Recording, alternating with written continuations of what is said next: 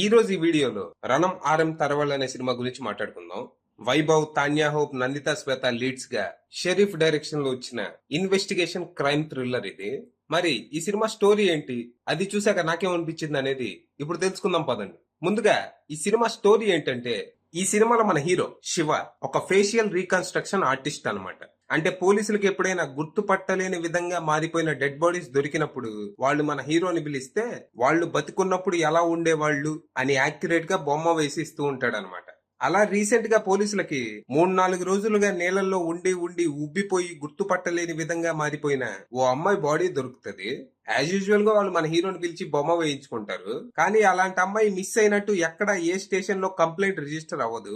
దాంతో అసలు అమ్మాయి ఎవరో అర్థం కాక కేసును పక్కన పడేస్తారు. ఇది జరిగిన కొన్ని రోజులకి ఎవరో గుర్తు తెలియని వ్యక్తి పోలీస్ స్టేషన్ ముందు ఒక బాక్స్ వదిలి వెళ్తాడు.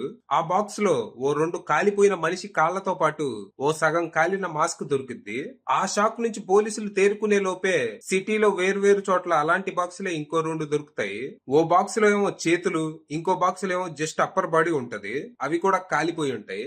ఇక ఈ కేసుని హ్యాండిల్ చేస్తున్న ఇన్స్పెక్టర్ రాజేంద్రన్ ఒకవేళ రేపు పొద్దున్న తలకాయ దొరికిన అది కూడా కాలిపోయే ఉంటదేమోనని ముందుగానే మన హీరో శివాని ఇన్వెస్టిగేషన్ లో జాయిన్ అయ్యి ఏమన్నా క్లూస్ దొరుకుతాయేమో చూడమంటారు.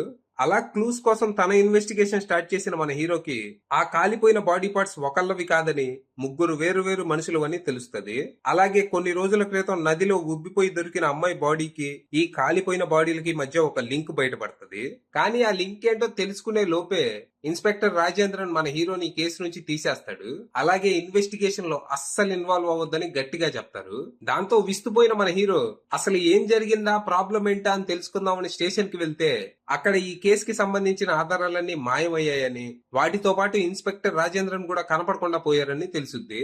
మరి అసలు ఈ కేసులో ఏం జరుగుతోంది, ఇన్స్పెక్టర్ రాజేంద్రన్ ఏమయ్యారు, ఆధారాలు ఎందుకు మాయమయ్యాయి, అసలు ఆ బాడీస్ ఎవరివి, ఎందుకు అంత దారుణంగా వాటిని కాల్చి ముక్కలు చేసి ఊరంతా విసిరేశారు, చంపింది ఎవరు, ఎందుకు, రివెంజా లేకపోతే జస్ట్ ఫర్ ఫన్నా, ఈ చిక్కుముండి మన హీరో ఎలా విప్పాడు, కేసుని ఎలా సాల్వ్ చేశాడు అనేది మీరు సినిమా చూసి తెలుసుకోవాలి.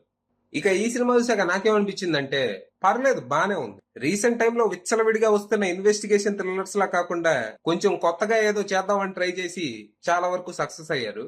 ఈ సినిమా స్టార్ట్ అవటం రెగ్యులర్ ఇన్వెస్టిగేషన్ థ్రిల్లర్స్ లానే మొదలైద్ది. హీరో ప్రొఫెషన్ కొత్తగా ఉన్న తన క్యారెక్టర్ ట్రైట్స్ అన్ని పాతగానే ఉంటాయి.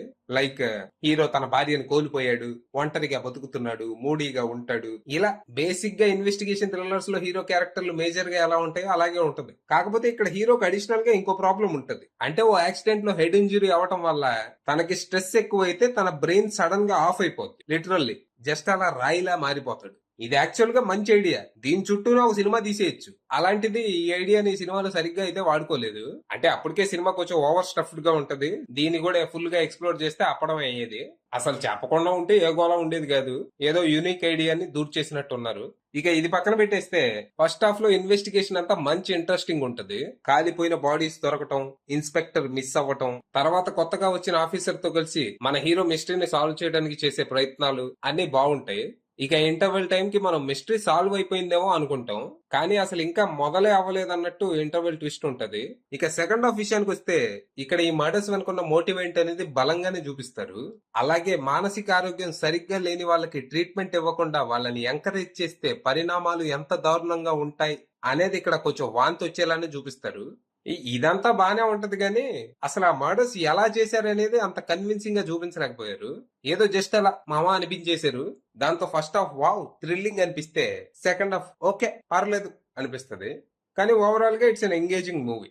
ఈ సినిమాలో ఉన్న పాజిటివ్స్ విషయానికి వస్తే శివాగా Vaibhav acting, investigation and mystery అంశాలు, బీజిఎం అండ్ డైరెక్షన్. ఇక నెగటివ్స్ విషయానికి వస్తే సినిమాలో కొంతమంది యాక్టర్స్ అన్కన్విన్సింగ్ పర్ఫార్మెన్స్, ముఖ్యంగా తాన్యా హోప్. తను చూడటానికి ఏదో స్ట్రిక్ట్ ఆఫీసర్ లానే ఉంది కానీ పర్ఫార్మెన్స్ అత్తిరిబిత్తిరి ఉంది.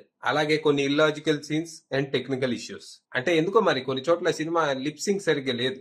ఫైనల్ గా ఇదొక interesting and engaging crime investigation thriller. ఈ జానరా సినిమాలు ఇష్టపడే వాళ్ళు లేట్ చేయకుండా ప్రైమ్ లో ఉన్న ఈ సినిమా ఒకసారి ట్రై చేయండి. అది విషయం.